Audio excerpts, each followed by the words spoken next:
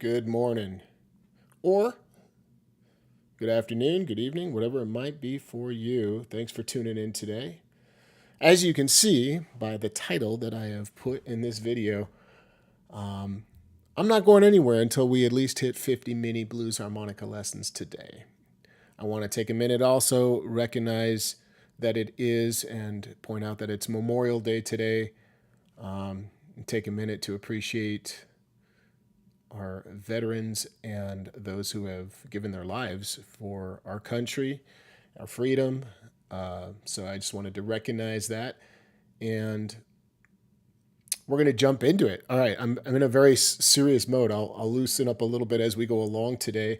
On this Memorial Day, which is a holiday here where I live, a lot of people do not work on this day. And so I thought it could be good to come on and talk about these 50 mini blues harmonica lessons, where'd the idea come from. I'm currently offering 25% off on my website, Harmonica123, and that sale goes on through Tuesday. So I just want to quickly mention the code for that sale is FLASH, the coupon code FLASH. Just use FLASH at checkout for 25% off any full price item, which there's tons of classes to dig through. These are for the classes. So what's the idea for these 50 mini lessons? What do I have cooking here? What am I going to do? Let me tell you. Let me jump on my little stream. Good morning if you're tuning in already. So my idea is the following. What I want to do today is pull up my my classes on my website and look at titles that as I go. I'm going to start backwards. I'm going to look at my oldest classes starting a few years, 3 years or so ago. No, it's been more. What am I saying? Oh my gosh, 4.5, 5 years ago. I'm going to look at those titles. We're going to grab little lessons from each one, and then we're going to move on to the next one. And I'm trying to do this spontaneously. It's going to be a little bit of a challenge, if I'm honest. So good morning if you're tuning in. I'll start with an A harmonica in my hand. I've also got several keys all over the place. It's a mess on my desk. A C harmonica, maybe a G. We'll see. We'll see what's going on. So let's jump right in. If you want to take advantage of that sale, you can just go to, I'll put a link. Maybe I'll put the link here for you before I just go deep into this, because it's going to be a long stream, longer than typical, let's say. This way you don't have to hunt down where I'm drawing all these ideas from. I'm starting in the last page of what I'm about to link here. All right, let's jump in and do it, y'all. That's the link. You just use FLASH. I'll put that in the text too. Coupon code FLASH for 25% off of any of those. Whoops, misspelled off. All right, so let's jump in. So the first one I come across when I go to my older lessons is a really cool class. Let me make sure I'm right. Let me go to the very end. Yeah, harmonica gear class. So let's just give you a tip on gear, all right? I don't have gear set up right now, but I want to give you a tip. The lighting is quite horrendous, at least from my viewpoint, but I'll try to lean in so you can see me today. Gear. How about this? How about I give you a quick tip on what's really important? What are my favorite things that I've picked up? So, because gear is one of those things we get lost in, and we end up spending so much money acquiring gear to figure out what we want, right? And everyone's different, so you might not agree with what I'm saying, but here's what I fell in love with over 30 years of playing. Here's what I've come to appreciate. A Sennheiser microphone, okay? And that is the basic Sennheiser mic for clean vocal, kind of acoustic sounding harmonica. I'll look that up as I'm talking.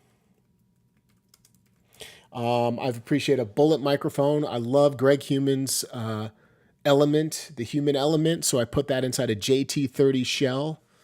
I love small shell Sures and JT30 shells for bullet microphones. And for amplifiers, that's a tough one to get dialed in on the medium-sized kind of amps, but the little ones, just an old tube amp. You don't need to overthink it. There's a million old tube amps that sound great for harmonica. Gretsch, Fender, Alamo. I mean, the list goes on and on. There's tons. Gibson, Kalamazoo. And then in the bigger department, my favorite amp is my Bassman. So even if you can just get a reissue Bassman and swap some tubes to lower gain, you're in good shape. All right, let's keep going. Because 50, that's one. Who's going to keep track for me? I'm going to have to keep track. Hold on a second. Do I have a pen anywhere? No. Why would I have a pen handy? That's ridiculous. Oh, there is a pen, and there is a pad of paper. Lucky dog. Come on. That's not luck. So lessons, that's one lesson right there, one mini lesson. So I'm going to just put hash marks. Okay, front porch blues harp. I did that so long ago. Again, you can, if most of these are not on sale, so you can use the coupon flash to, if you're interested in any of these. Front porch is all about this stuff.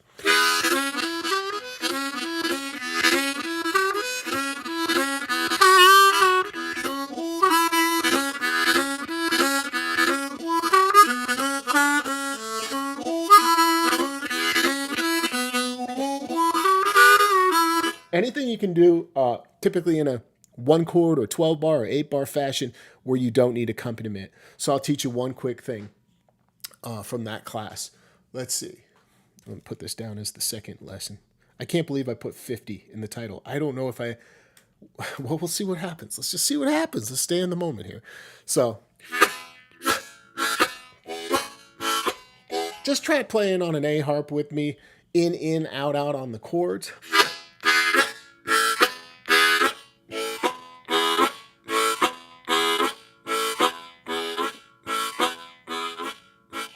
Just in, out on the chords. Right? And where that leads you is somewhere cool if you start to put in some single notes.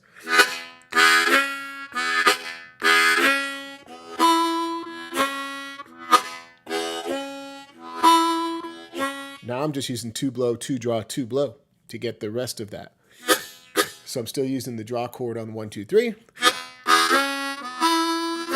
I've taught this one before, but it's honestly the most important foundational rhythmic thing I do in the world of blues, I think, that kind of follows the shuffle idea.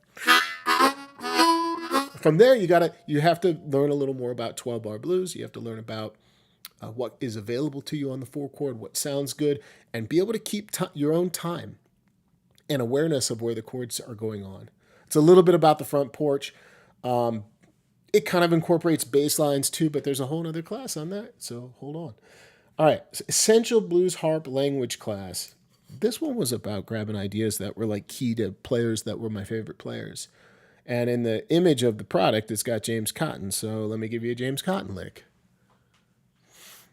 Let's go for this classic one.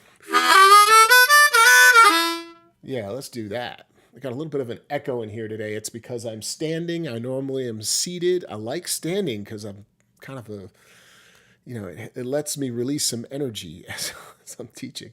So, A harmonica, classic James Cotton lick.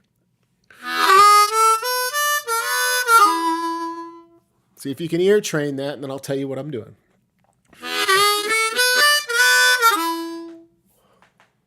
I'd say this is more intermediate based. Start on 3, bent a little bit, somewhere around the blue note or half step is fine. Just even the blue note's really what you want. To 4 blow. To 4 draw. To 5 draw. So we got 3 draw, 4 blow, 4 draw, 5 draw. No, I don't have anywhere to write this out today, but you could write this out. And then when we come down off that 5 draw, we want to bend the 4. We're lifting it out, bending it back, and sliding to the 2 draw. You can also hear dirt on the 4. Dirt implies bringing in a little bit of the hole above the 5 draw. All right? That's your James Cotton riff. You might have to come back and work it out. All right, I'm kind of mixing my tongue blocking you can hear there and some puckering on the way down. All right, let's go into Essential Blues Harp Technique class. For the money, that is the most thorough class I offer. It's 2 hours and like 45 minutes long, and I have no idea what I was thinking. If I could do this over, it would have been a 2 to 3 part class, but I did it all in one session. basically every single technique you'd want to get into when it comes to blues harmonica playing. So let's talk about one idea. Let's talk about... Anybody got an idea they want from technique? Before I say it, I'll give you 10 seconds to come up with one. Starting now. I'm looking in the chat. I'm going to give you that. I won't look until the 10 seconds is up. It's almost up. You throw the technique out, I'll talk about it. Here it goes. I'm going to choose if no one says anything. 5. I'll give you 5 more seconds. 5, 4. Any technique. 3, 2. Type it in the chat. All right, hand wash. I'm guessing hand wash is hand wash. What's funny about that choice is that's what I was thinking. But I wanted to be a little more interactive here. So, all right, let's take a C harmonica, everybody. Mini lesson number 4. Again, there's a big sale on the website. Coupon code is FLASH for 25% off any full price class. Anything, any summit, guest artist class, anything. There's different types of hand wash, so I'm just going to get into 2 quick ones.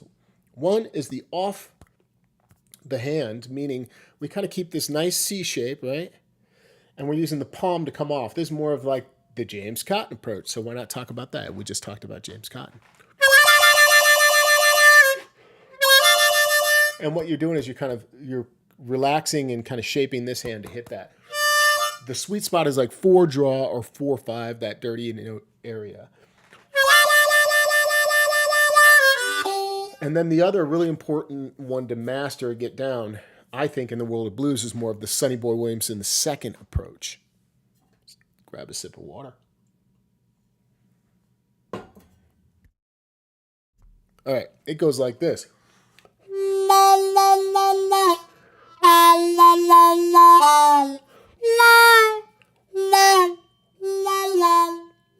So much echo in here now that I'm at this standing position, but hopefully the audio is doing okay for the live stream here. What's the key? Wrap that hand around this time. I do a position that's a little less common. I don't do this as often. I definitely use this position for hand wash, just to show it to you. I'm not going to get into it. It's the most classic way to get it. Look at all the detail. If you pay attention to what's going on here, you'll get a nice thing going on with the sound here. And then what you're doing is coming off, but leaving this part attached. This part of the right hand stays attached. So that's a little bit about hand wash. You got to work with it. It's really a feel thing. All right. Hey, let me catch up with the chat real quick before we go on.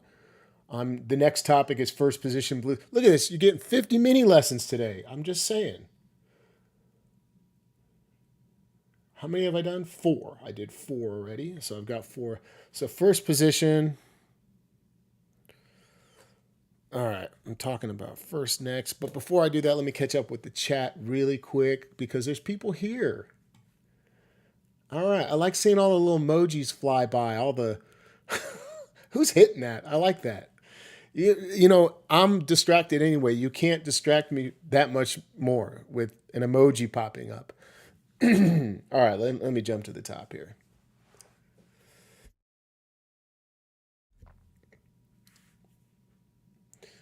Yeah, so I see some comments here. Again, it's Memorial Day and we're on it. It's a somber holiday. It's not a happy holiday.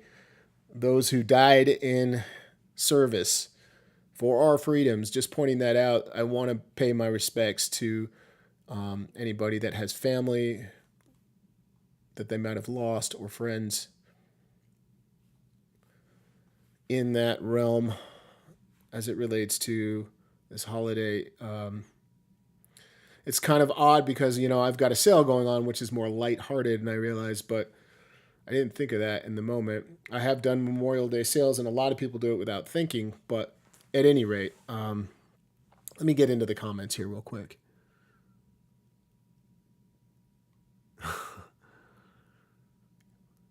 Right on. All right. I see all the octaves warbled. We'll get into that. There's some other stuff coming up we can get into. Thanks for being a YouTube member if you are a YouTube member. By the way, there's also a killer deal on the website going on. I need to update the homepage. Harmonica 123 has its own membership.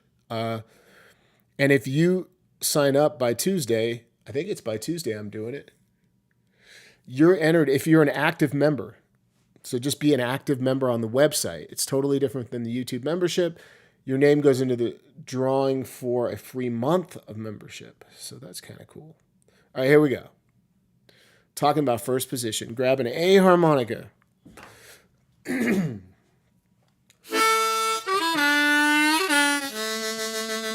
We'll learn an idea in first position. It just means you're playing in the key of the harmonica. So we have an A harmonica. We're playing in the key of A.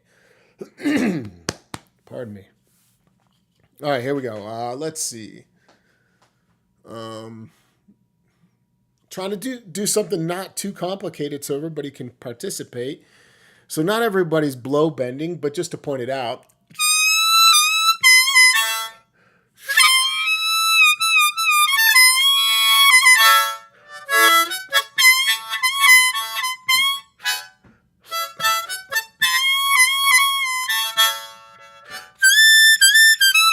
All that is beautiful. You should work that end of 7 through 10 blow bending for first position. But today,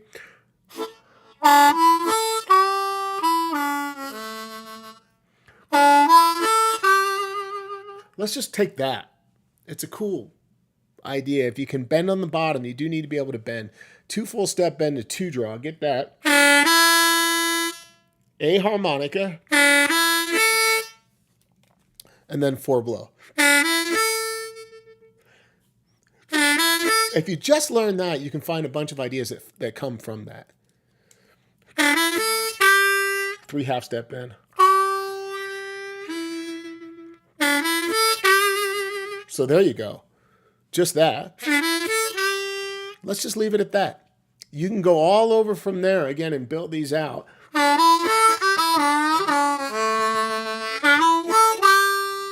Stopping on that 3 half step creates a lot more tension. You are going to want to eventually resolve the tension. How am I going to get to 50 lessons with my throat today? That's 5. That's not good. All right. Here we go. Let's keep going. I'm on the website going through my classes. Taj Mahal is next. That was a fun class. This was early pandemic days that I was teaching that. Probably like in, I don't know if I had to guess, somewhere March to May of 2020. That was a huge class. And it was, if you like Taj Mahal, dude, check the class out. The class was great. What's one of his most famous songs? She Caught the Katy. It's done on an E flat harmonica though. So I don't even know where that is. I found it. I'll play it on an E flat. And if you don't have an E flat, you can learn it on whatever the next highest key you've got. If you got a D or an F, maybe you need to go up.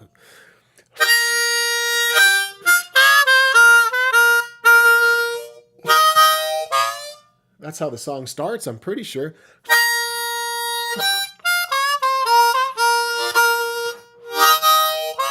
So let's learn that descending line. He's big on octaves. And it goes like this. 3/6 blow. 2/5 blow. If you don't know how to play octaves, you're going to have to choose the higher notes. 6 blow, 5 blow. To 4 draw. Basically, he's known for working the pentatonic scale. And that's like a half step, full step area on the 3 to 2 draw. Back to 3 full step bend, 2 draw. That's tricky. That's the hardest part about the riff. Let me play it real slow. If you're like, I can't keep up with that, try to ear train this.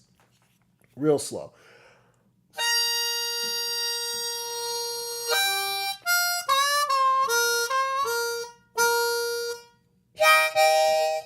Then he hits that dirty like 4/5 area, and then like a 3 draw, dirty half step kind of.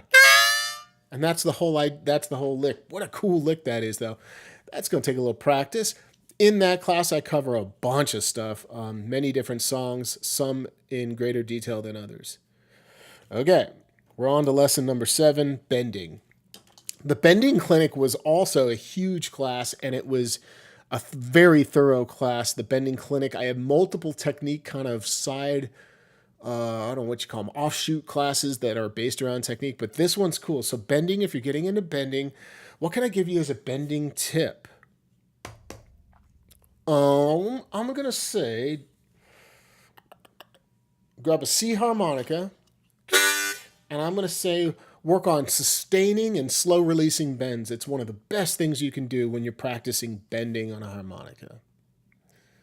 Right. Did I really lose that? There it is. So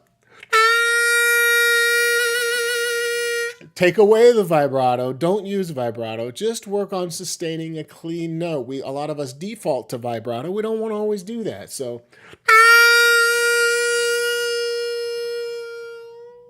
try to take that note on a C harp, 3 half-step bend, or maybe 2 draw full step bend, blues scale notes.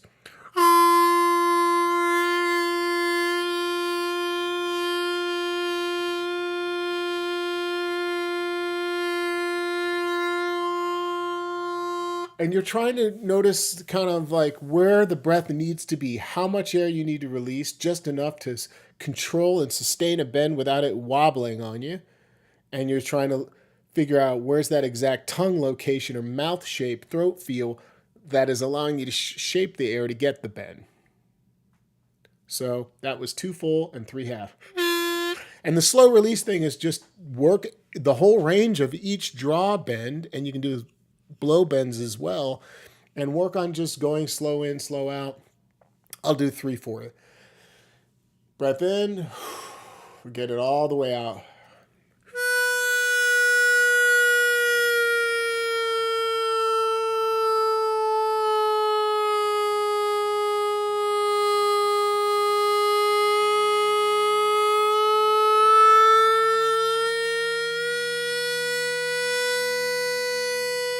Use all your air. So if you have air left over and you come all the way out of the note, use all of your air. Focus on your diaphragm. I think that was 7. Is anybody counting? Probably not. Let's see. 1, 2, 3. Just want to make sure. 4, 5, 6. That was 7. Now we are moving on. I'm going backwards. I put a link in the chat. And what I'm doing is I'm starting on page 14. And I'm not going to necessarily do every class, but I'm going to try to get to 50.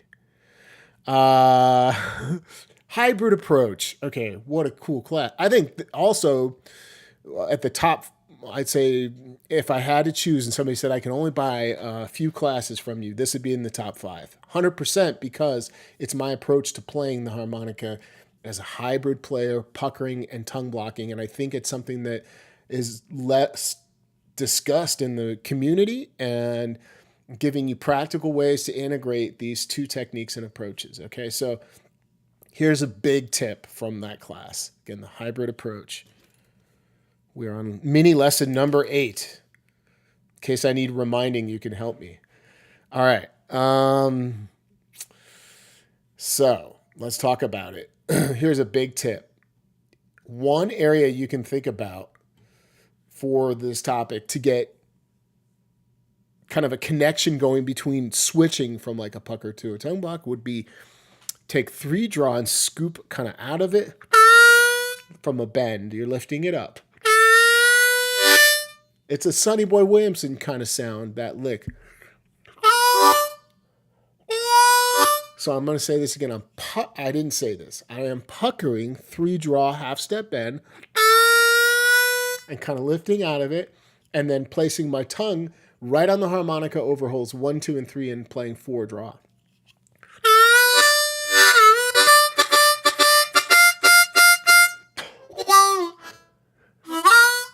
You know, that's, what song is that?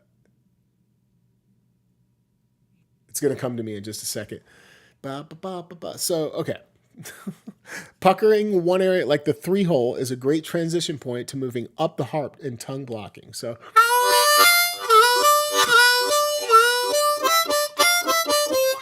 and even down, you can come in from these really approachable tongue block notes in the middle of the harp where we don't even need to bend. You could play like.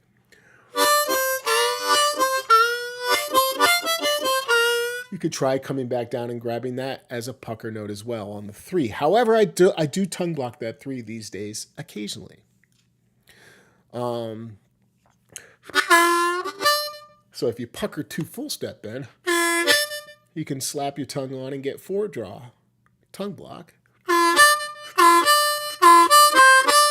So I'm often I'm constantly going back and forth. But on the bottom of the harp, the big tip is that I'm working on puckering most of these bends and holds 1 through 3 and conjoining that with tongue blocking single notes and slaps and octaves, etc., often above there. So there's a tip. That was number 8. Let's keep going. Breath control class. That was a fun one too. Very important topic, breath control. This is lesson number 9. I can't believe I put 50 in the title. Yes, I can. Okay, I just hope I have time to do that, because I do have to be somewhere eventually. All right, breath control is one of those things we talk about all the time, should be thinking about as harmonica players. You can practice it from many different angles. It doesn't just need to be like, I'm going to sit down and breathe today and do some breathing meditation, although that would be great. You could just take a chord like we did earlier in the shuffle, play the chord. Here's a G harmonica.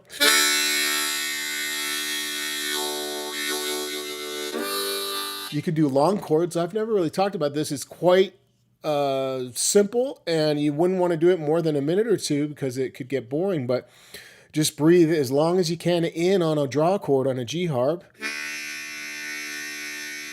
Filling up the stomach, trying to notice that you're using the diaphragm, and then breathe out as slow and even as you can on the exhale. It would sound like this.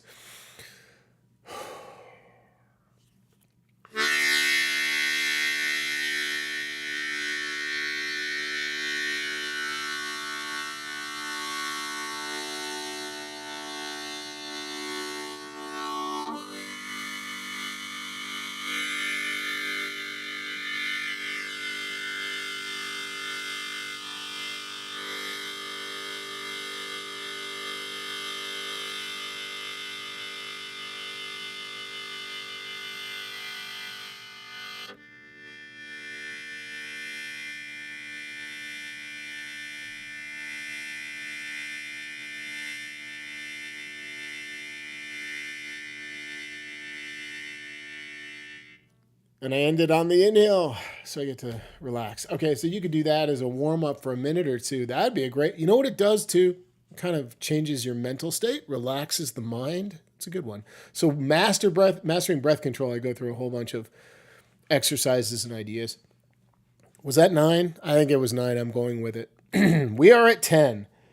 1/5 of the way there. 12-bar blues structure class. Oh, man. So what an important topic. Again, all these are important, or I wouldn't have taught the class if I didn't think it were important. But if you're playing blues harmonica and you're not thinking about 12-bar blues structure, think about it. Don't do that. Start thinking about this topic as it relates to improvisation, as it relates to just awareness of chord changes, everything. So find a chart that shows you the standard kind of 12 bar. There's variations, especially in sometimes in bars 11 and 12. As you approach the turnaround area, you can do different things, but in essence, I would learn the root note areas to begin. So that's what I will show you quickly. It would be beginner mode, sort of grab a C harmonica. And what you want to do is learn to just maybe count, actually first going... If there's 12 bars, you're going for each measure, which is 4 beats, each measure or bar, it's the same term. You go 1, 2, 3, 4, 2, 2, 3, 4, 3. Each number 2, 3, these are the bars. And you're just counting the 4 beats. Practice that so you're aware of these changes. And you need to know where that, like, for example, on bar 5, that goes to the 4 chord, on a typical blues. So here's what it sounds like. You can come back and ear train these root notes. Root notes are your essence. You're playing the essence of the chord, the root note of the chord against each chord, and it sounds like this. The notes are 2 draw, for the 1 chord, 4 blow for the 4 chord, and 4 draw for the 5 chord. 1, 2, 3, 4, 3, 4.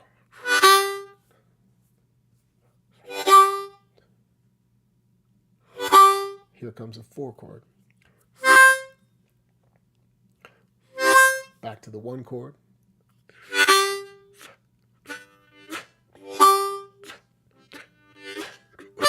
That's the 5 chord. 4 chord. 1 chord. 1, 5, 5. All right, and that's kind of straight and, again, can be a little bit stale, so what you want to work is chords around it.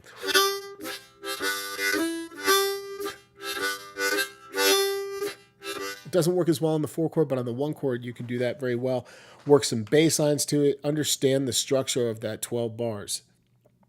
All right, number 11, we're talking about, and I might have to circle back and grab other lessons to complete this whole thing. Let's see. Well, there's a bunch of song study. There's the next one is, I'm just deciding if I want to talk about this one or not, but Little Walter Can't Hold Out Much Longer. Isn't that the one that, hold on a second. Give me 1 sec here. One moment. I'm doing this intentionally over here on the side because, well, I'll explain it in a minute. I just want to see something. If you're not hip to Little Walter, you don't need to listen to him for the sake of learning everything he did, but just to hear what's possible. One moment. Stand by.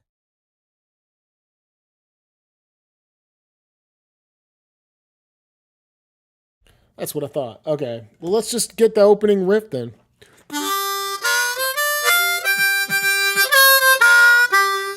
Can't hold out much longer.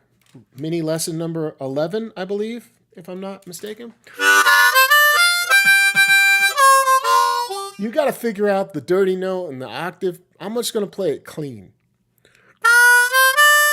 I'll give you a hint. It starts like the James Cotton riff we learned earlier, but I'm on a C harp right now.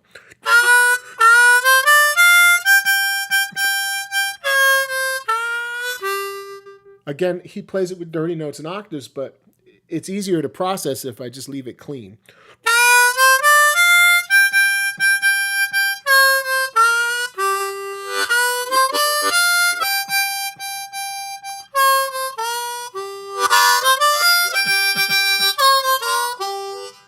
And then he goes into that cool. It's such a good song study. Little Walter. The next class, number 12, mini lesson 12, slow motion blues riffs. I had this idea that if I just help people ear train in like slow motion, like super slow, like we're going through with everything, that it would really help you hear the nuance of the licks. So grab an A harmonica for this one. And I'll play you a slow motion blues riff in second position. Let me hear it in my head first. Yeah, let's do that one.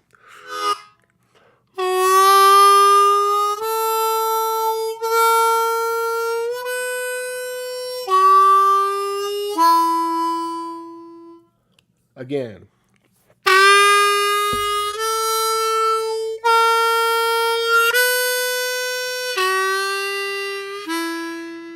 I'll give you a hint. You only need holes 2 through 4.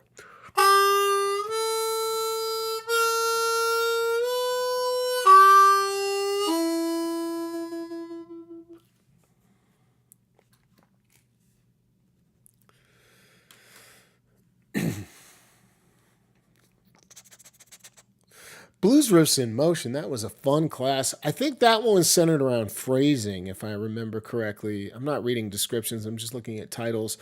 Blues Riffs in Motions is like, and this live stream, not only are we learning, but you're understanding what my classes are about, which is kind of helpful, I would imagine. Yeah, it's about like taking one lick, I want to say. I could read the description. I think it's taking one lick and adjusting it across different, let's read. Yeah. So over different like backing tracks, How can I do that? This is number 13. Let's see.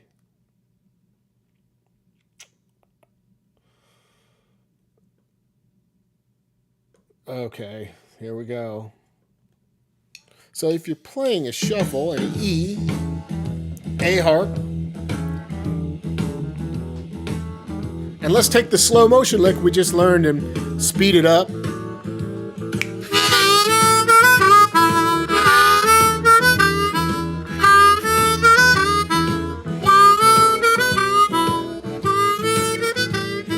one idea is, how many different ways can you play that lick before you leave one style, one tempo, one kind of groove, one key, the same of all that.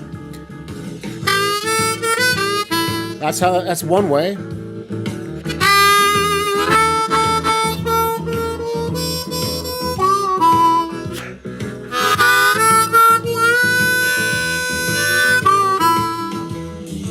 These are other examples.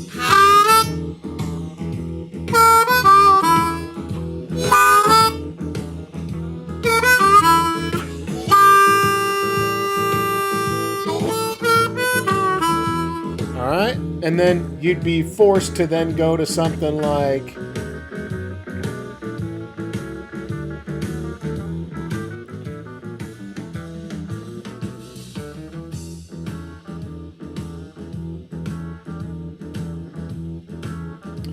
sorry.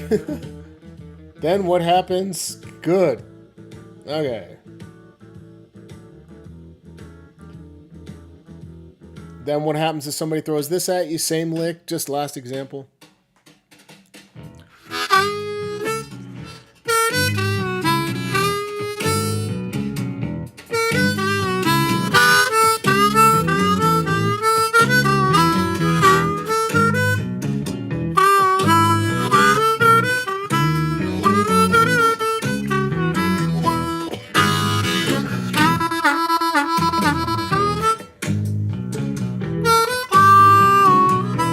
All right, you get the idea. And then you'd be forced to change the idea. So I think that was 13. What number am I on? Was that 13 or 14? I think it was 13. I have 13 hash marks. Could have been 14. I don't know. Anybody know? All right, we're going on to the next topic. We are now talking about all these topics come from my classes. You can check the link that's pinned in the chat. I'll put it in the video description later. Flash is the coupon code for 25% off today. Harmonica 123 on my classes. All right. Next one was Little Walter Blue Midnight. I didn't have enough Little Walter. I was like, I got to go to Blue Midnight. Let's go to a different topic. We just talked about Little Walter. 4 and 5 chord licks. Now, this class is already on sale, so the discount won't apply, but it's already on sale. It's already on sale for 25% off or 20% off. 4 and 5 chord licks are great because they help you get out of a rut, and that was my intention with this class. Basically, when you are improvising, if I shared with you the root notes and you were stuck in root note land, you're trying to discover what are the other available notes in the spectrum of notes that I can play on the harmonica that I should be thinking about for the 4 and 5 chord so that I can break it up and I'm not sounding the same all the time. Let's just take that rumba for a minute and stick with the A harp. Let me show you a couple key examples of what I mean. If I switch notes around, let's say I target the 3 half-step bend for the 1 chord. Okay, take that note. And let's say I take 4 draw instead of 4 blow for the 4 chord. And instead of 4 draw for the 5, I'll take 2 full steps. So 3 half, 4 draw, and 2 full. What would that sound like as primary notes to begin those chords? 1 chord. Half step. 4 draw. No, yeah. Back to half. 2 full.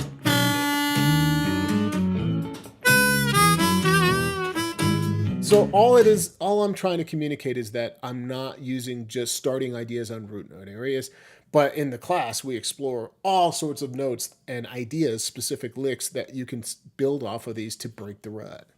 That's definitely 14 or maybe 15. We're going with 14. I'll try to be as honest as I can here. Okay, cool. Here comes 15.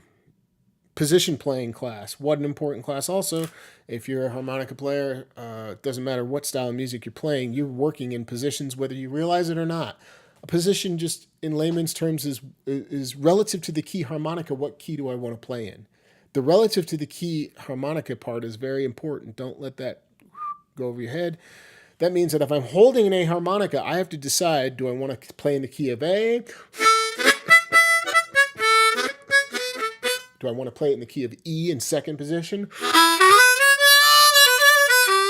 Third position in the key of B, major or minor? I have all these decisions, and each time I change a position, I'm changing the key that I'm playing in. That's the idea of position work for those that have been confused, going, I still don't get it. That's all you need to know.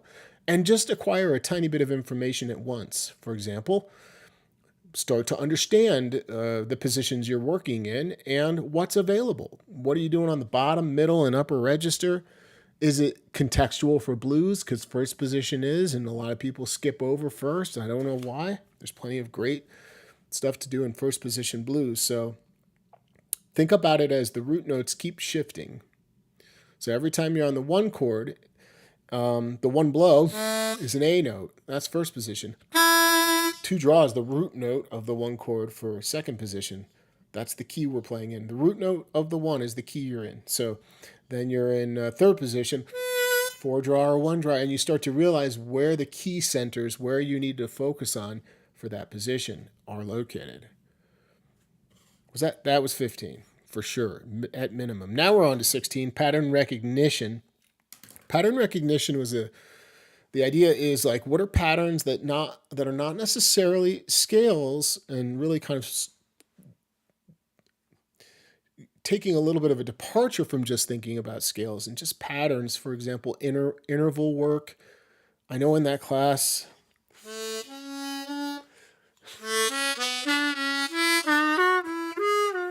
yeah, okay. One of the things was thirds and thinking about practicing this pattern. So I'll just play a little bit of that for you, and that's one idea from the pattern recognition class. A harmonica.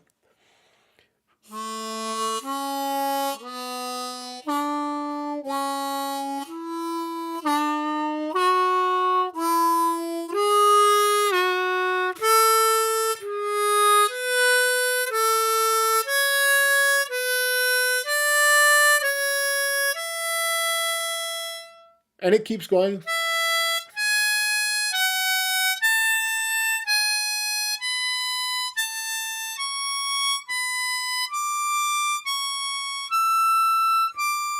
Right? So you would want to practice these at a pace that's comfortable for you with a metronome. And get both directions going if you can. Work that up and down.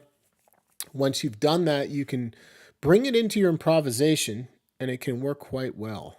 So do that. We're now on to 17. I'm marking down as I get into the next one, and I know that I'm at least on 17 here.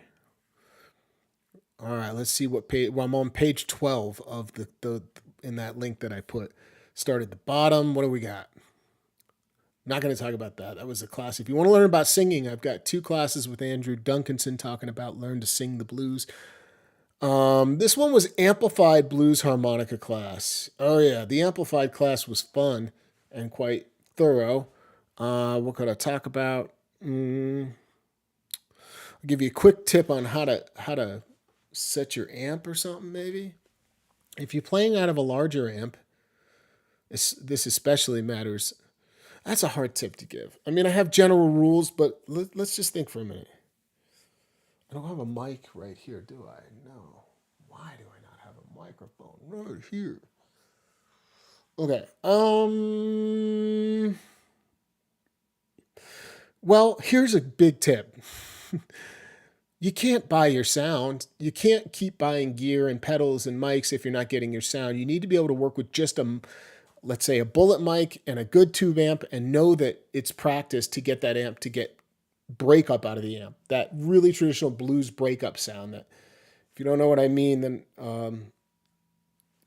it's like distortion, breakup out of the tube amp.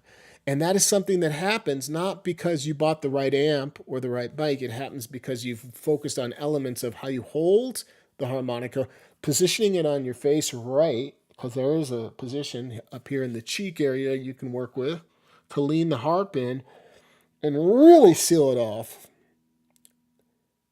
And then work with like dirty notes to exaggerate that distortion. That's not the best tip, but it is a tip. The tip is work on your own technique as it relates to amplified blues harmonica. It's the number one thing. I kept going through amps in years 1 through 5. I was like not happy with anything. I'm like, it's just not working. It's just not loud enough. I was never satisfied, not realizing that my technique could get me 10 times the amount of volume that the amp could ever possibly produce by adjusting a volume control. It had to do with sealing it off right. Okay, that's my tip. That was 17? Okay. 18. Back porch. Oh no. Well, I shouldn't say oh no, but I would say I got to think of something from that class. Let's see how quick I can be here. Here we go. Back porch. I'm opening my notes in the moment. This is like the front porch, but it's less chuggy, less chordal driven. And it's about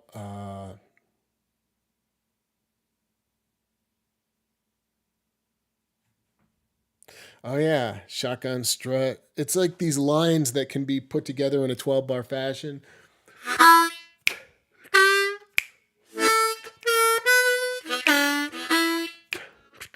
A harp.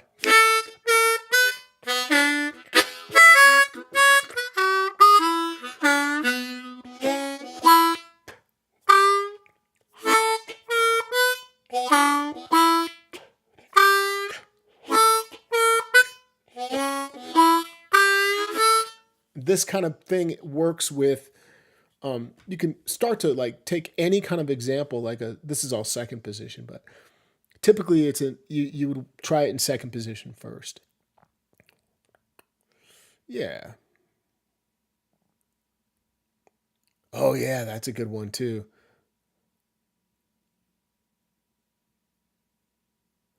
Like I think of Chicago Bound and some of the stuff Walter was doing, like it was behind the music, but you can turn these into back porch jams. That's a fun class. This and the front porch were two of the most popular classes ever. I think people just were enjoying going through these things that you can do without accompaniment when you're just on the back porch jamming. All right, we're going to move on. Was that 18? You guys have to help me here. Somebody's got to help me. Let me know. All right, here comes 19. Sonny Boy 2 and Kim doing 9 Below Zero. Well, here's what I remember from that class that, shoot. One moment, please stand by.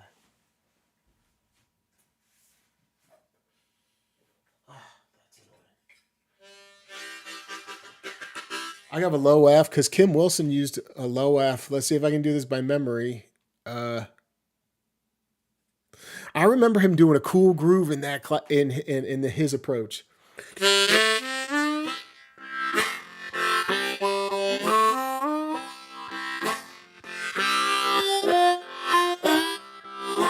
Something that had a really cool, easy feel to it.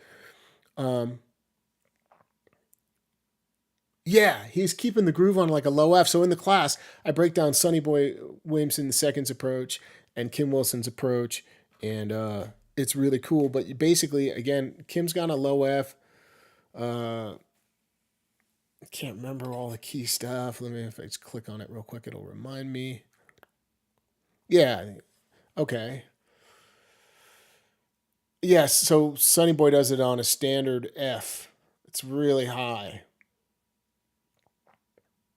Go listen to, if especially if you have a low F, go listen to his version of the song. Give me 1 minute. Let me.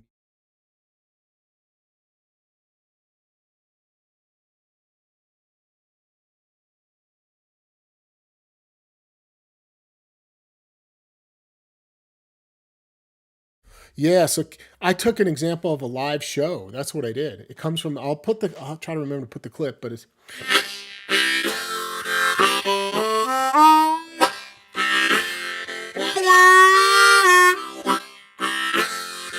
It uses the essence of what a lot of Kim's doing here is draw, draw, blow, blow, draw on a low F. So there's a little tip for you. We're on to 20, you guys. I don't know if I'm going to make it to 50. I might have to have a part 2 to this video. I got to make these tips quicker. Born in Chicago. That was a fun one with Paul Butterfield. Even if you don't check out any of my classes or take advantage of the flash sale for Memorial Day, if you don't do that, then use these topics I'm calling out as ways to explore and learn and dig deeper into your playing. What can I tell you? I mean, I don't know. I haven't memorized Born in Chicago. I can kind of hear some of the lines in my head. It was a great class. I suppose I could. Hold on a minute. Let's not assume yet. Let me just look at this. Okay. So.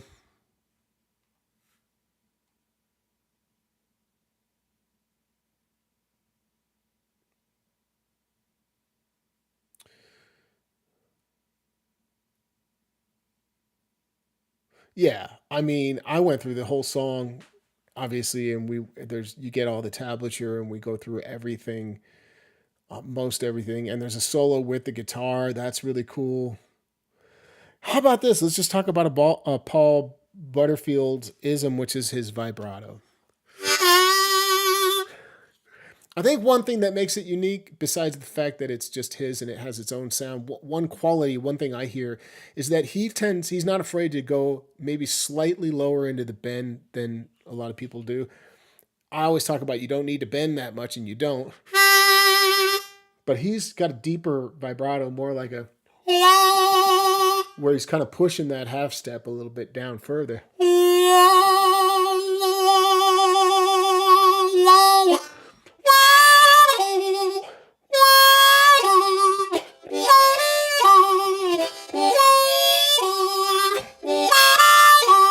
This is all on a C harp. What I'm playing here reminds me of that song "Mary, Mary," and I did talk about that on my channel quite a while ago, a long time ago. We're on to 21. Let's talk a little bit about Harp Attack. That was a great class. If you don't know the Harp Attack CD with Carrie Bell, James Cotton, Billy Branch, and Junior Wells, you need to know that CD. It was one of my favorite CDs that I got into over the years. So what can I do? I'm looking at like what I did in these classes: Down Home Blues, Broken Hungry. I love all these songs. These songs are just so great. Keep Your Hand Out of My Pocket from Junior Wells. I got a class coming up May 31st called Emotion Through the Harp. I'm going to use Junior Wells, James Cotton, for sure, those two, and maybe Butterfield as examples of really emotional players and understanding some techniques and technical sides of things that they do that help them become more emotional. I'm just trying to share some of what's going on. New Kid on the Block. That's a great one. Yeah. I don't know what I want to share from this one. Let me just see.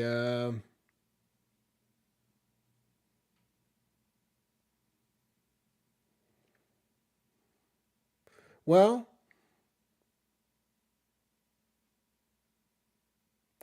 let's just say you need to go listen to that CD. Because without the reference to the music, these are harder to teach. I don't have all these memorized. I mean, if I heard a snippet, I'd have it. But like, I can hear this. The groove is all the grooves in my head. That Keep Your Hand Out of My Pocket. It's a really cool one. He's got third position, C harp, and then there's some stuff that is on a G harp in the background, second position. So it's got Junior Wells. I love that song. All right, well I'm losing steam. I'm losing momentum here. I'm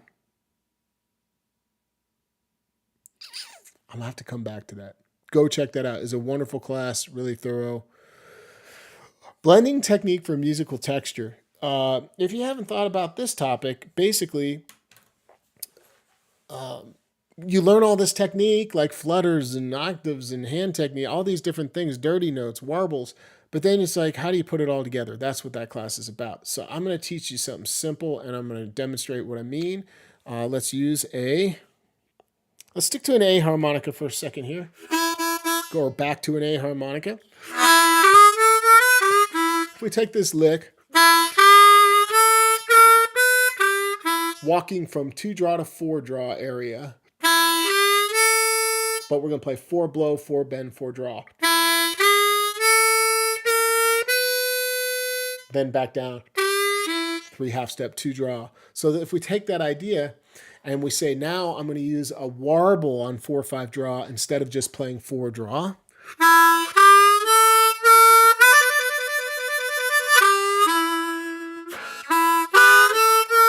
And then I put a dirty note on the 3 instead of a clean note. So it's stripping things down to just super clean notes, working with an idea, learning the idea, the phrase, the order of the notes, learn everything that you can as clean without any technique or any sort of coloring on it.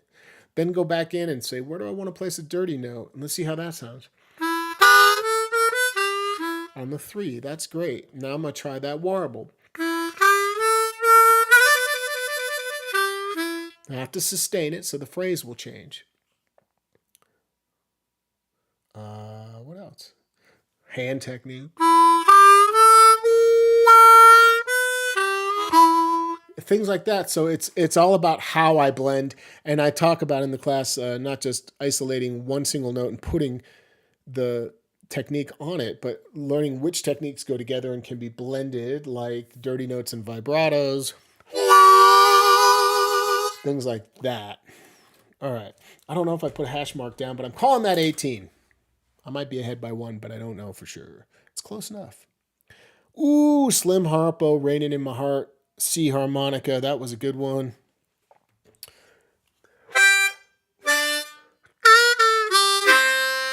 Just ear train the first line of the song with me.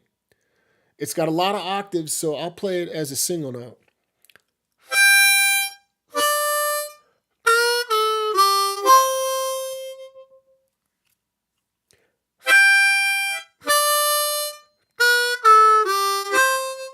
That's just the first line of the song. Slim is just a wonderful harmonica player. He's great at teaching you just how to take a simple melodic line and place it in the song, and don't try to get too cute with it. Just work the song. Let's see what's going on in the chat. I have not looked at the chat in a long time. Are you guys still with me? There's a few people here. Right on. Good morning, good morning, good morning to all of you.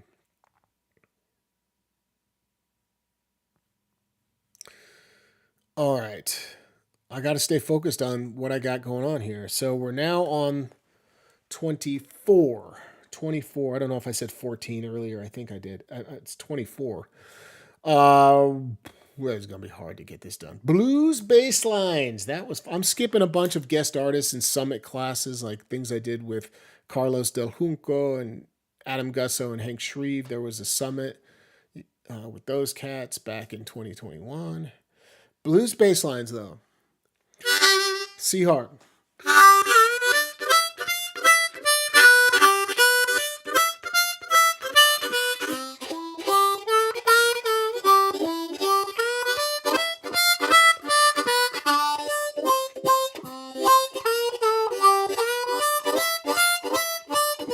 Back to the beginning. The walking bass line is the one you want to get down first. There's many, in this class I go over several styles and types of bass lines. It's very thorough. And with the coupon code, it should come out to like $20 or less.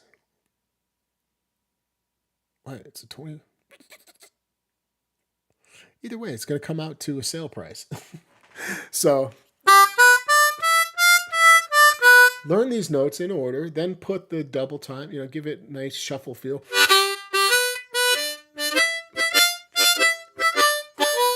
Hear the tongue blocking? That's where, again, I pointed out earlier, at least above 3 at bare minimum. I'm trying to tongue block most things.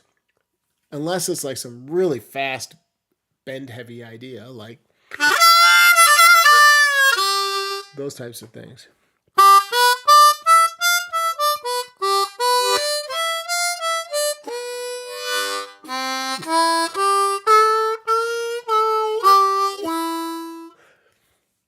You have to try to ear try that.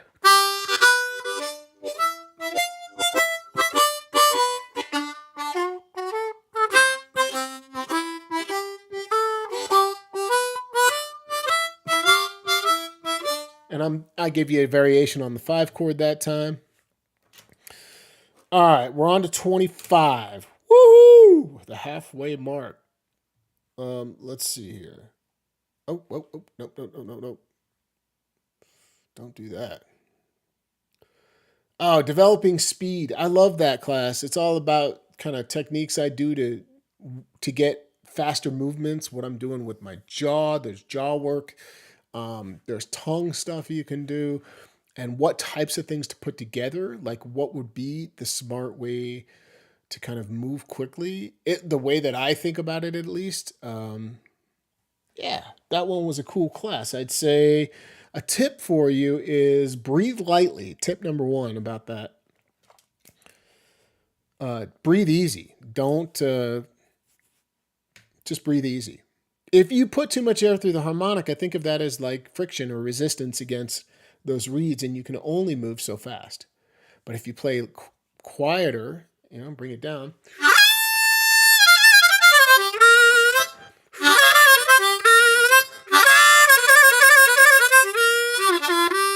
And the other element that comes to mind to give you as a tip is that besides decreasing airflow, there's a good tip just to think about. Think about extracting more notes out of whole. That means really getting the bending down to where you can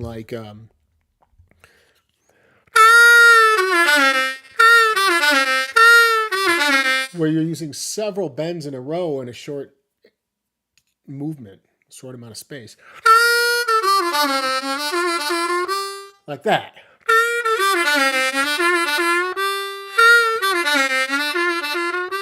So those are some tips that come to mind. Let's go to 27. If you want to find any of these classes quickly on my website, if you're wondering, you would just go to the bottom of any page and use the search products feature and type in the name or topic or artist. Oh, good. Big Walter Horton, first position, Hard-Hearted Woman. That's a killer song.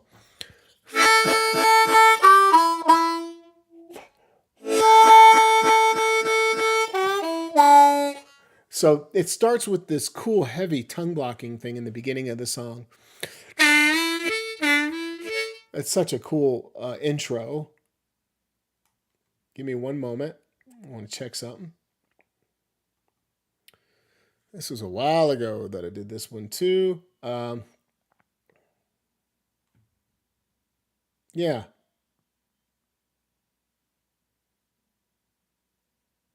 So the line is like this.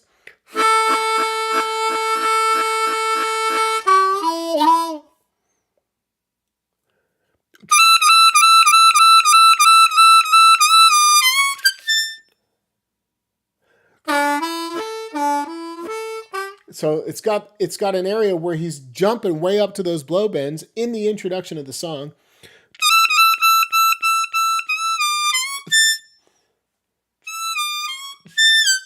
I think he goes into that bend on the 10. Anyway, first position. There's a tip for you. Hard-Hearted Woman. We kind of talked a little bit about first position because it was part of a first position class that I had already taught when we did that earlier. But that line,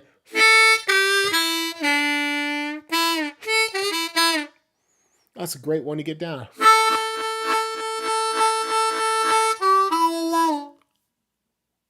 Rest. And then jumping up to those nines. So there's a little piece of that. Now we're moving on to 28. If I'm calling off numbers and saying 14 and then the next time 23, it's because I am distracted, but I am looking at this and I am currently exactly at 28, if not very close. So that we're on to 28 now. Let's jump into... there's another class about 12 bar, but it's centered around improvisation training, not just the structure. We already talked about 12 bar. William Clark riffs.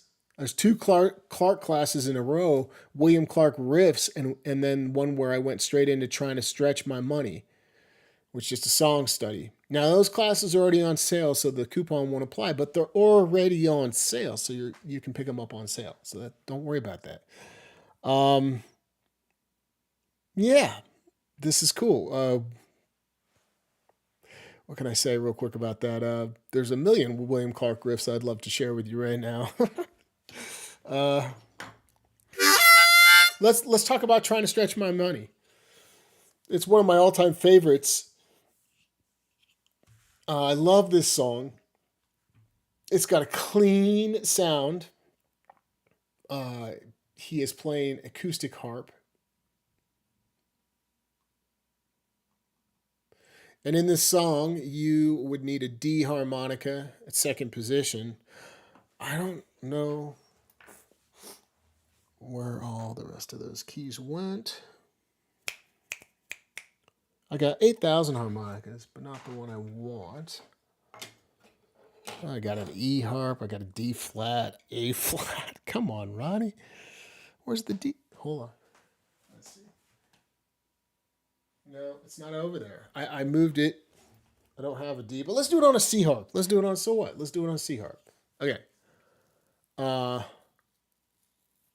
There's so many lines from this. I'd love to show you many different things, but let's just get to it. Trying to think of my favorite section of the song.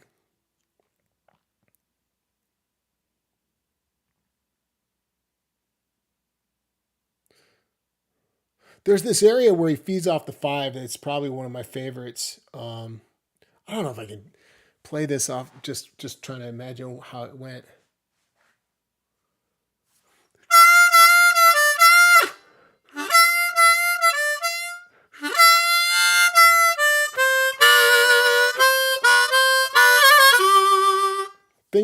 Lines like that were so cool because he spent more time like working out that 5 and working the quarter step kind of microtonal bend that's happening there. And I remember thinking, that is so cool. How do I get that?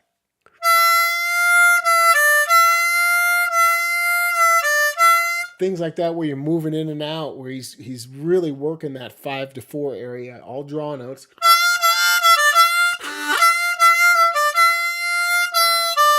And then there's this part, I'm trying to find it.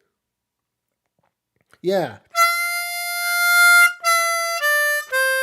Where's that? I don't see that tabbed. I must be looking in a different area. But he walks it down.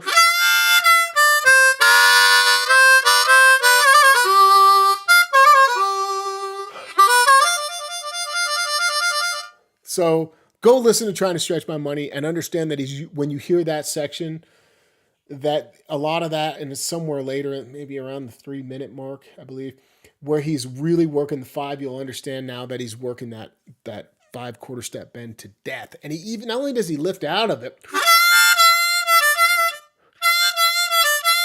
but he also goes right to it as a note choice in the run, which is very uncommon. We don't hear that a lot. We're on to 29. We're talking about ear training class. That was a fun one. Obviously, it's just about ear training, so we went through a whole bunch of ideas. So here's something for you. Grab your A harmonica and try to ear train this. Let me get. Let's hear train this. Uh,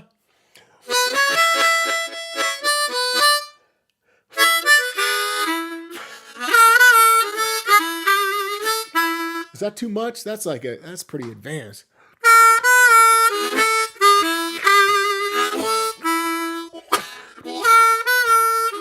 It's like a back porch thing I would probably come up with.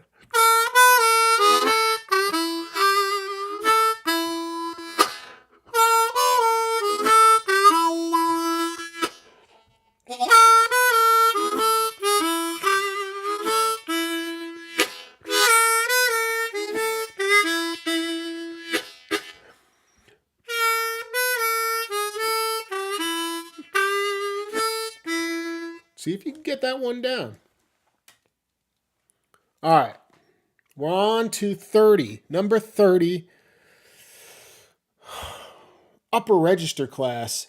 I think I went into both second and maybe even a little of third and obviously first position and what I'm doing above holes 6 through 10. Here's a tip on that idea, upper register. When you work on anything above hole 6, use even less air than you would use on the bottom, like much less. A lot of the reason why your notes might be jamming up or sounding sour, I almost said sorrow. You can have a note that is sorrowful. Okay, a sour note. The reason that's happening is breath control, but also tension. So when you play anything above hole 6, release all the tension, relax the jaw, and just breathe easy.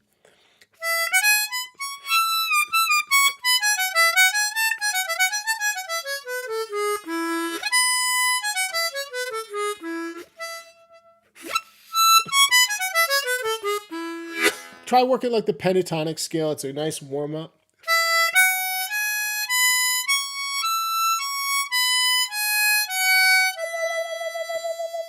If you haven't, give this video a like.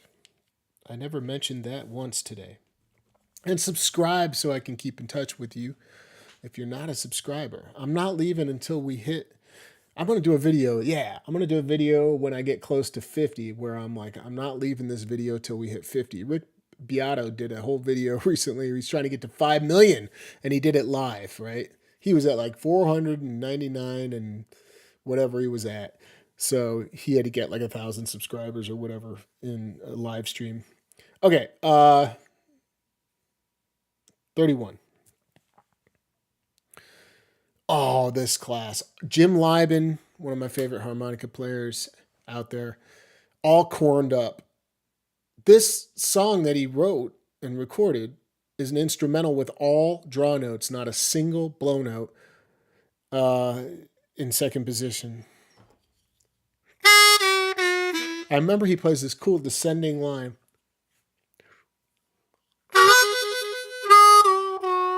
So let's try that. Just try to see if you can figure that one out. And go listen to this song, All Corned Up. It is so good. You can find it on YouTube. Obviously, I decoded everything on that song in this class.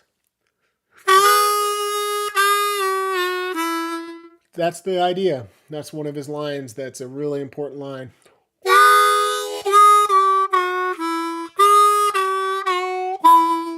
So just find those 4 notes.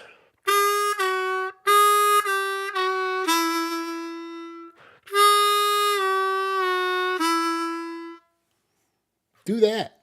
That will help you tremendously. And then go listen to it and check out the class if you want. Slide guitar riffs on harp. I enjoyed that one as well. Let's see. Obviously, we learned slide guitar licks. That's what it was about. I took a bunch of songs. I'm curious to see what I did. Muddy Water style. A little bit of Muddy's kind of approach to like Long Distance Call. Can't Be Satisfied, Rolling and Tumbling, a bunch of Muddy. Elmore James, Dust My Broom. This was thorough.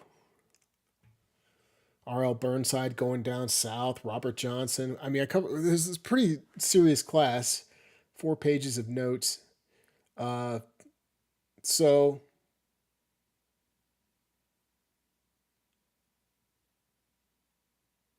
you know, things like...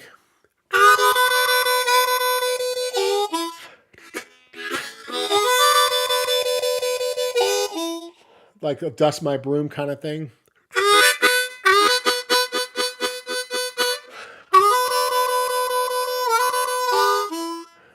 Things like that. And a lot of these phrases for the slide guitar imitation on a harmonica, though, is going to happen on these draw notes. That's your tip, second position. I've got an A harp here. Just try to find that lick. That will serve you well. 38.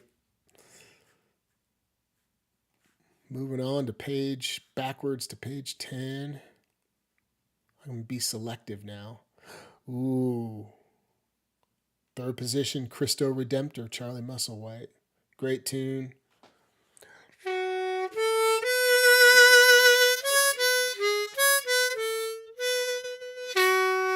Trying to hear the line in my head.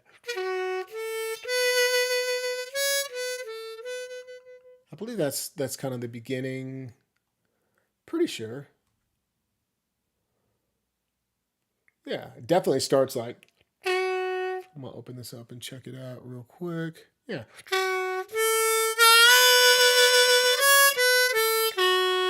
There we go. I forgot that last note. So let's just ear train that intro from Charlie in this song, third position. He does it on a B flat. Here's a B flat.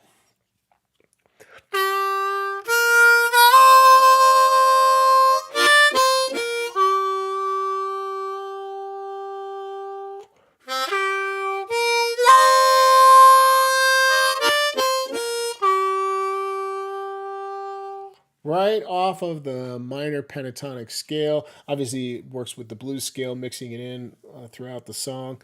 But that note, you got to be able to hit that 3 full step bend. That's a B flat. All right, we're moving on to 39. Talking about, oh man, I know I get excited about each one, but obviously, here's the thing: I don't do a class. If I rarely would ever try to do anything that I'm not also fired up about myself. I did my first horn lines class. I did a few of these. Was I did Sonny Clark's Cool Struttin' and Fathead Newman Hard Times, and you know, these guys are killer. It's got like Cool Struttin's got Jackie McLean and Art Farmer. Fathead Newman's just a phenomenal horn player as well. Hard Times is a great song. So, you know, Cool Struttin' you may not have heard, but on a C harmonica, I want to say it's a C. No? Hold on. B flat. Oh, it's a B flat harp. It's not third on this one. It's second position.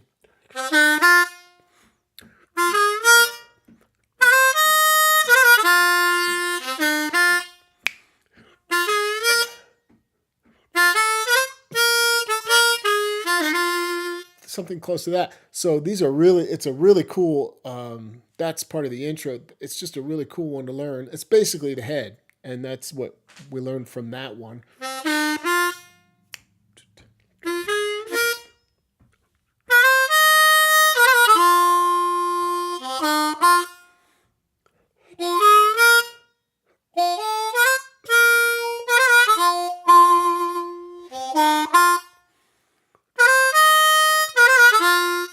So grab some of that.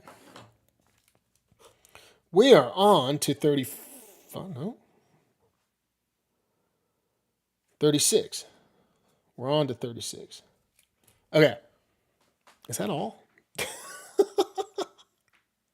That is all. Okay. Visualization technique class. This thing's all about trying to use your brain to remember and see these patterns. And so when you're working on an instrument where we can't see what we're doing, we can't see like a guitarist or pianist could see their instrument and their hands working with the instrument. And ours, we can't see that. So creating some sort of mental architecture in your brain is very helpful. And I would encourage you to try to visualize some of these patterns. Thanks for giving the video a like to those that have. I appreciate that. So like When I'm playing, I'll give you the very basics of what the model involves, but it's basically at least for me having a reference of like the harmonica comb and like draw notes and draw bends down here visually moving down and the blow notes are above it. That's a way for me to visualize if I play on an A harmonica to see the pull of the 4-3-2 on it just coming down underneath the comb and watching it. So if I go draw, blow, draw, blow, draw, looks like Charlie Brown's sweater to me. You start getting a visual reference for what you're doing, because then when you get more advanced and you're playing like, how are you going to visualize that without starting with something very basic? So it gets more challenging to visualize the more complex the piece is. And so you want to have a very specific formula or approach to seeing your instrument in your mind. And I do. That lift out of the bend on 6 into the dirty note, 6-7 draw. I see that I have a visual reference for dirty notes that has a very fuzzy kind of look to it. The clean notes are very clean and like a pinpoint. Octaves have 2 points of light on the side, like a 3-6. And that visualization process can really help you tighten up your technique. Let's look at Gary Primich. Ooh, man, so many good ones. I did a song study class.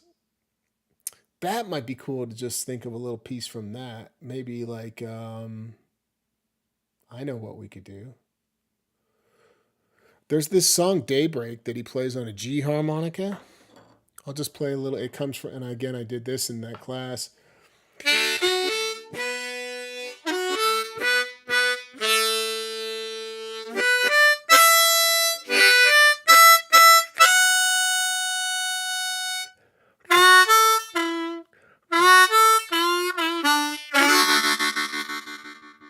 And that's the melody, the head, to Daybreak on a G harp in second position. Check that one out. We're on to, I'll play it one more time. We're on to 38 now.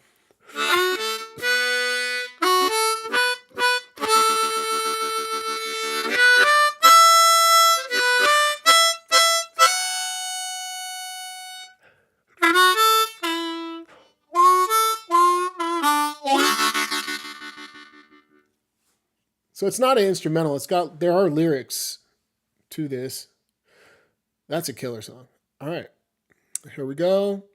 Now we're moving to what? What's next? Turnarounds of 5-chord ideas, maybe. A harmonica. A lot of people just like a beginner mode thinking that turnarounds bar 11 and 12 were at the end of these 12 bars and we're coming back around. Your old recordings from like Sonny Boy and similar artists would often just play something very similar. 2 draw, 2 draw, 2 draw. Maybe a 2 blow to 1 draw. Twice. That's a way to get started with understanding. You get the feel for where it is and how you could simply play it. But then you eventually grow those little statements into maybe it moves. Or so I'm just giving you a couple examples of turnarounds.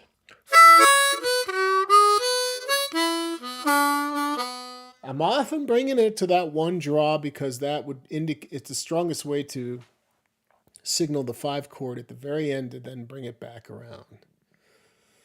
Yeah. 39. Talking about grooves, blues jargon grooves and styles. This was a guest artist class with, it's already on sale, with Tommy Harkenreiter. Is that the one? I'm almost positive it comes with backing tracks. that he created, and he's demonstrating all these important grooves and styles. It's really thorough. But learn not just the bass lines to these grooves and styles, but get a sense for how to just like hear something, whether it's a tramp,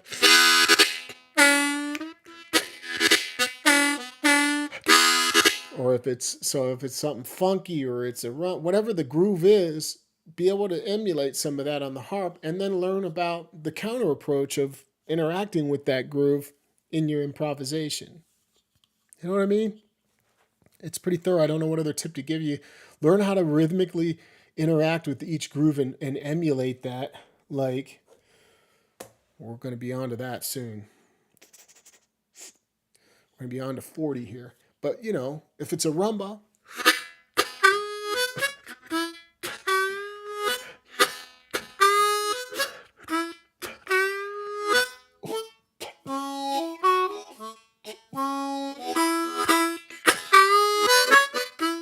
learn how to get that groove, communicate that groove with your harmonica is what I'm trying to say. And in this class, we learned some of that, and just get educated about, in general, all the different important blues grooves.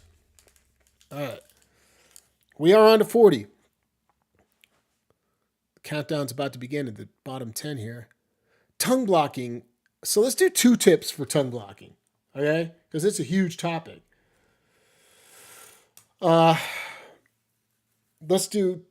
I'm going to cover 3 things, actually, and that'll get us, then we will be at 42. We'll be on to 43 after that. So tongue blocking, if you can play a major scale,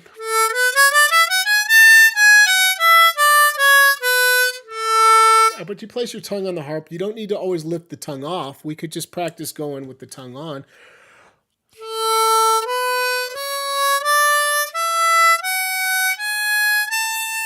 Really trying to make sure that the notes are super clean. I'm blocking the 3 notes to the left, and I'm playing out of the right side of my mouth to get. And a big tip is get that thing centered in there in the pocket of your embouchure on the right side. Don't let it hang out. You'll get that fuzzy, thin sound. Seal it off. Second tip, learn how to take the tongue off and on. Get a slap. Like in Hard-Hearted Woman, get that tongue starting on the chords and then coming back on the harp. And third tip is getting octaves. And learning how to create just a simple phrase with them.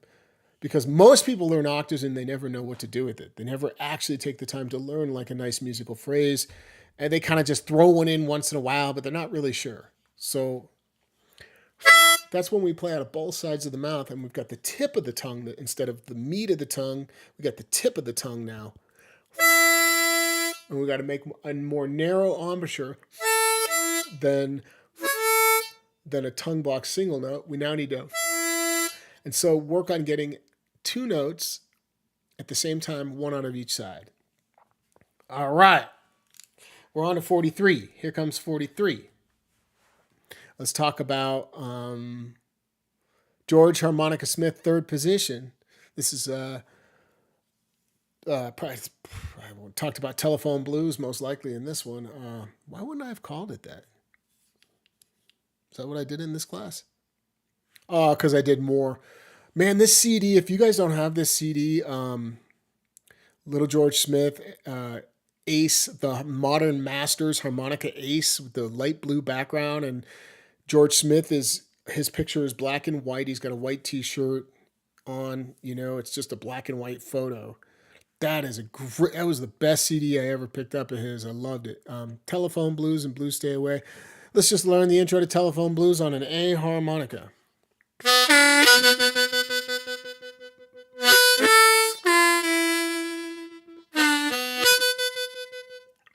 me try that again.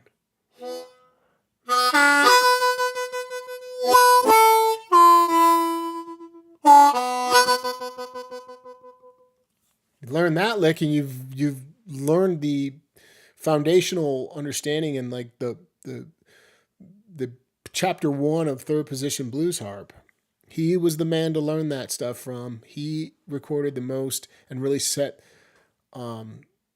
other players up for understanding about third position blues harp. It was George Smith. Great chromatic player, too. All right. 44. We're talking about, what are we up to here? Just going through my classes, y'all. The sale is 25% off full price classes, which most of them are full price here. The coupon code is FLASH on the website, and there's a link in the live chat if you're wondering how to get to these classes. Slow blues improvisation class. Here's some tip about that. A tip about slow blues is that you need I'm going to give you two big tips on this topic. One is long notes are your friend and more space than you think. Long notes are your friend just means play long notes.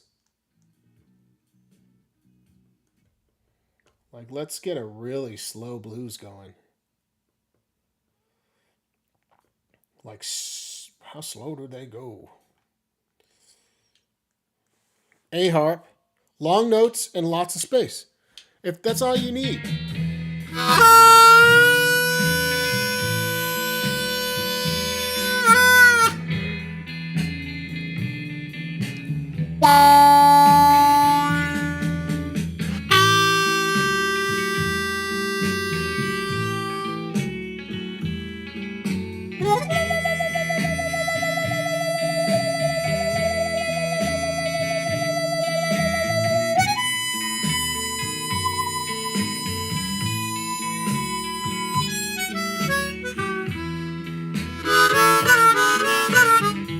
Lots of space.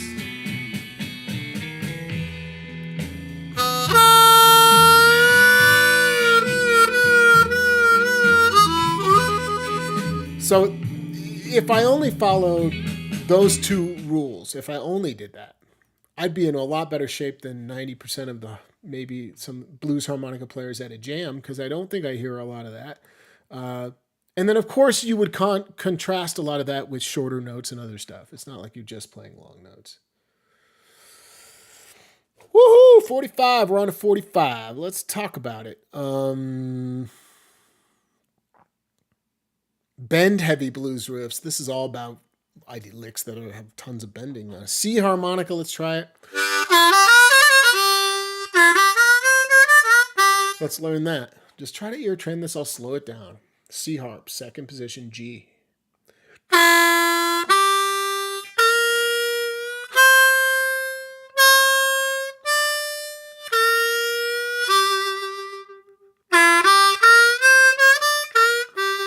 So that's a lot of bending.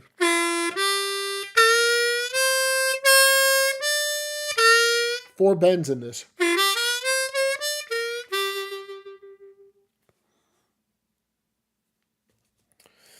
All right. 46. What is my tip to you guys? Ooh, we're not going to talk about that, but we did an 8-bar blues. I did an 8-bar on Key to the Highway, Little Walter.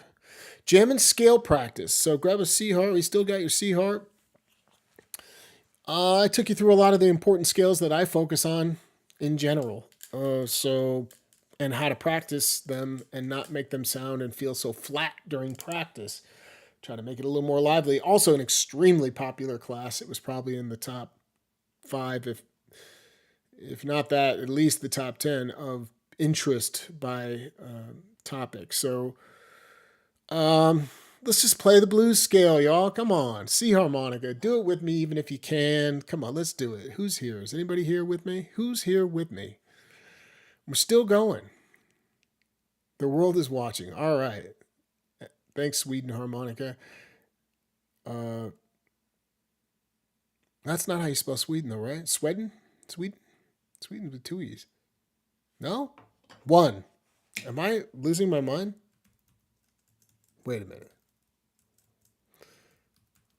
No, it's 1. Yes, my brain, ADD strikes again. Sweden Harmonica, I appreciate you. And somebody from South Korea, and greetings from Poland. Hey, that's cool. All right. Question from the chat. What is your go-to harmonica? What you play right now? First choice. Mine is Hohner Rocket. The Hohner Marine Band Deluxe, and then the Hohner Rocket. Those are my 2 favorites currently. and have been for a long time. All right, what did I say we were on now? Scale, blues scale, key of G on a C harp. Let's start at 6 blow.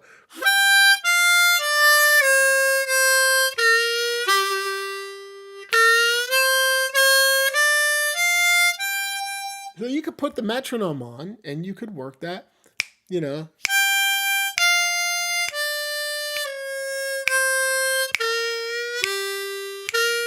But after a while, you really got to get a little more into it and play it like you're actually playing music.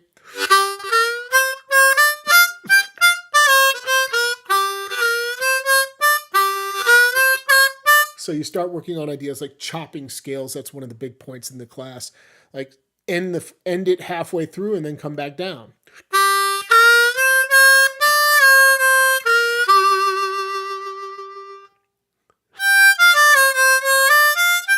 And then halfway down from the top maybe, and then back up, or going up and down.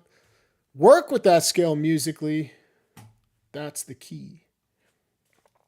47 is what we're on to now, folks, if you're keeping track or wondering. Let's see. And there's tons of classes I won't get into. I mean, that's how many classes there are on my website, harmonica123.com. You can just keep going. Third position bass lines. That was a fun one. That one's on sale already. Check this out. Let's see if I can remember how to do it.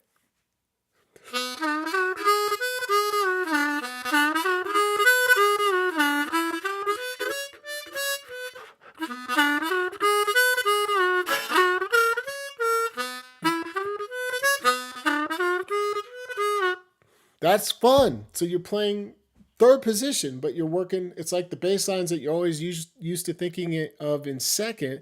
Let me just start on the root of that one draw for third. So I'll give you the one chord of this. Let's see how I actually play it.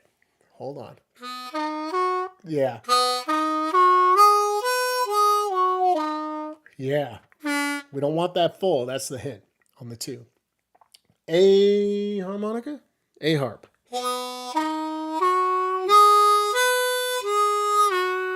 And I give you variations in this class of all the, there's other ways to work these bass lines. So.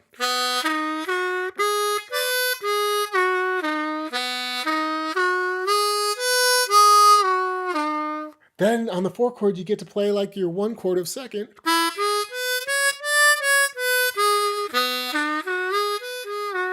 And on the 5, I came up with something like.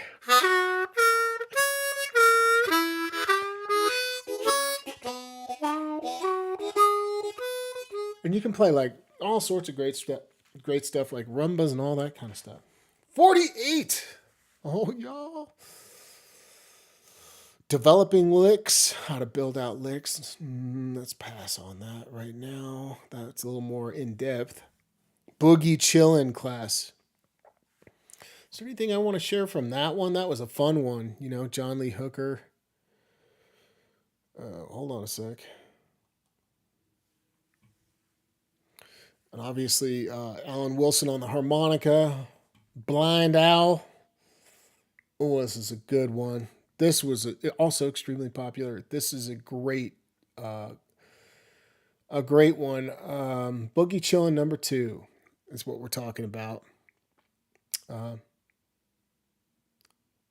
Is that the one where you got like a...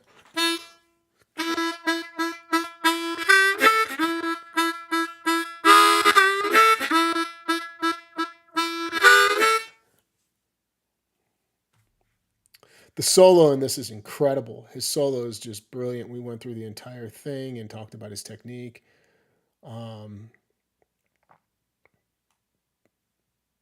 Yeah, see if you can just learn that little kind of boogie riff.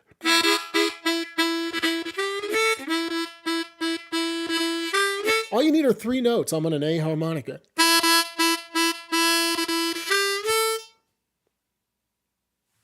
That's it. That's the tip. Because this, anytime you're playing a boogie, or that, and by boogie I mean that John Lee approach, John Lee Hooker approach with the guitar, it's got that. That's the groove we want. that's often the notes we want. Just those notes. That's all you need. Okay. 49. We're talking about what? Work song. I did a comparison between Butterfield and William Clark's version of the work song.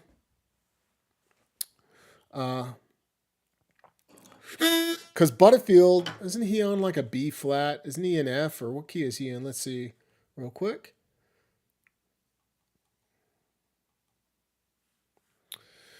Yeah, he's on B flat. The intro's really cool, but you know, it would be, let me just refresh my memory. This is quite a undertaking I decided here this morning.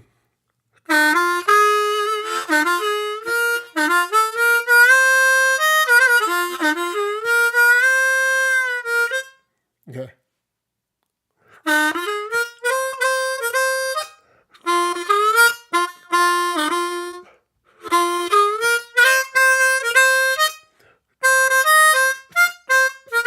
I'm just doing this by feel, but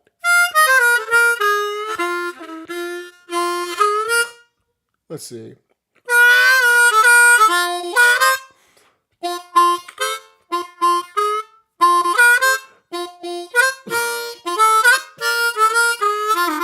That's my version, okay? That's me imitating a version of Paul Butterfield. I keep stepping on this creaky floorboard and it's driving me nuts. And Clark plays it in third position on a chromatic for what it's worth. Tip number 50. So many more classes. Jimmy Reed, Junior Wells, Hoodoo Man Blues. Ooh, man, that's nasty. That's a good one. Hold on a second here.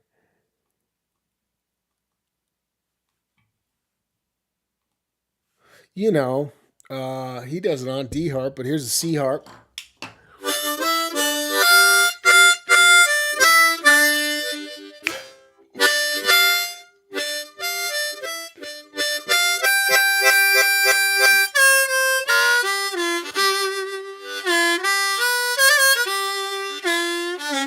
You know, it's got that feel. What I want to really communicate is this part. Let's see here. Oh, he plays it different. This is, I keep defaulting to what I would do.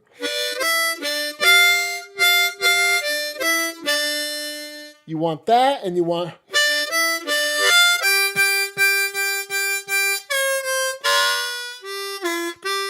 That's what you want. That first two lines of that intro are so cool, and they're octave driven.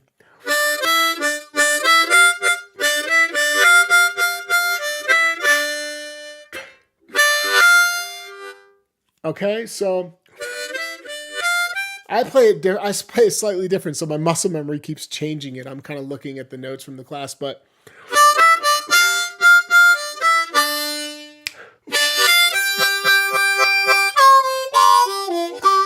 that's the essence of this line. And if you learn it, it's a great way to bring in, you know, a slow, medium kind of blues. Just learn Hoodoo Blues, the intro right there. You're not in yet, though.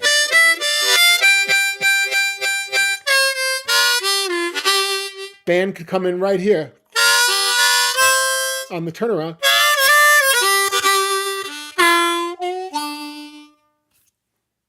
So that's kind of cool. I also covered from this album, Hoodoo Man Blues, Chitlin's Con Carne, which is a great Kenny Burrell tune. And Junior does it in second position. That's a wonderful one to learn. And you know what? Even though we're at tip number 50, just in case I messed up, let's do one more. Let's say that I messed up and somebody's, Ronnie, I went and counted and you did 49. Isn't that a shame? Jimmy Reed. Ooh, It's Too Late, Little Walter. Wonderful World's on here. Which one do I want to do?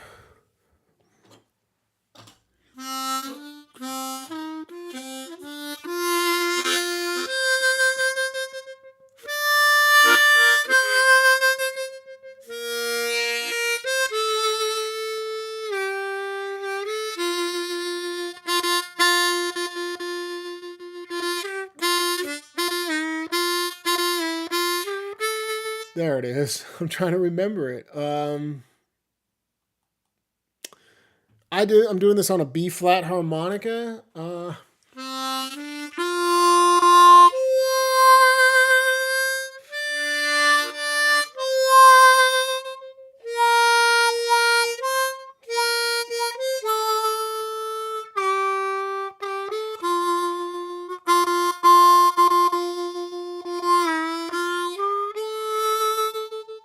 In second position, this is not too difficult, but there's a lot of inhale notes. But you can throw in the two below there and go, I see trees of green.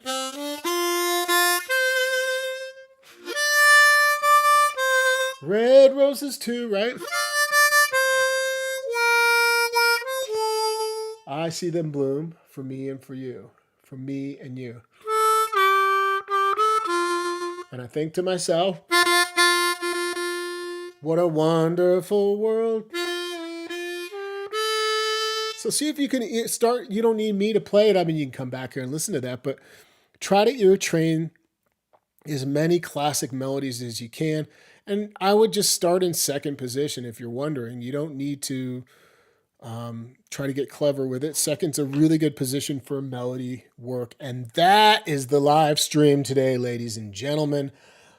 By the way, this was spontaneous. I didn't plan this. I just sort of woke up and went, I have enough time where I could potentially do this. Maybe I should do that. So I appreciate you joining this stream. Thank you for being here live. If you're watching it as a recording, thanks for checking out the recording. Look, it's Nick Clark. I don't know if he's still here. Nick. Oh, man. It's good to see you, Nick. I'm going to have to call you soon and chat you up here. Hope you guys have a great day.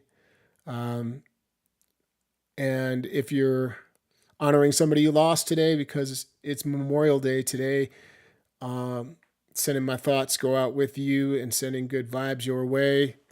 On that note, there is a sale happening for 25% off on my website. That is the purpose of this live stream, to go through 50 mini blues harmonica lessons with me that come directly from my classes. That's where I pulled every single idea from.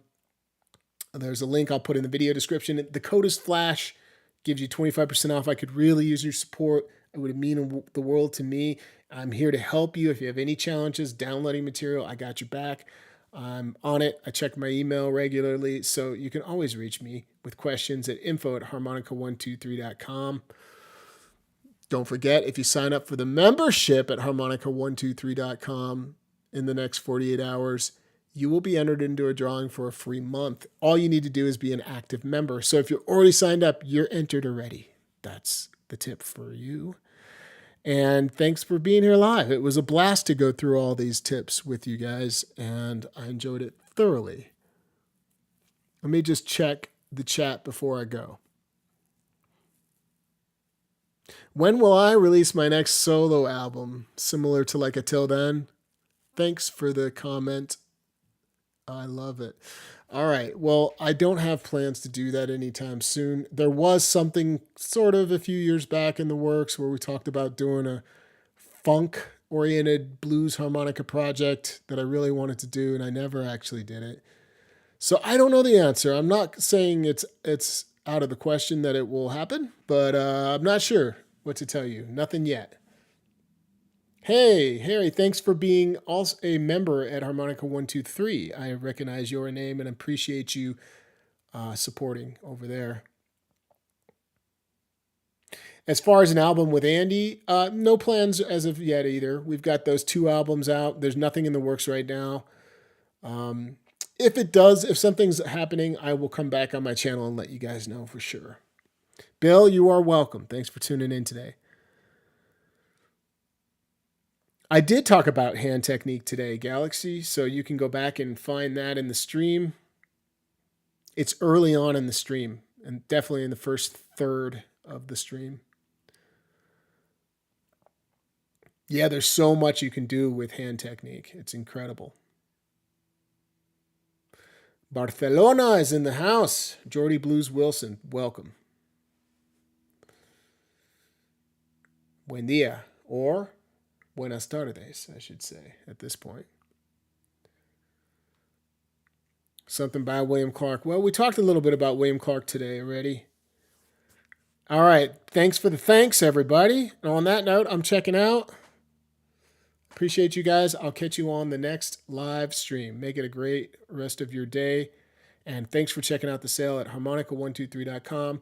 If you forget everything that I've talked about, check the video description here shortly, and I'll update it with everything you need. See you soon.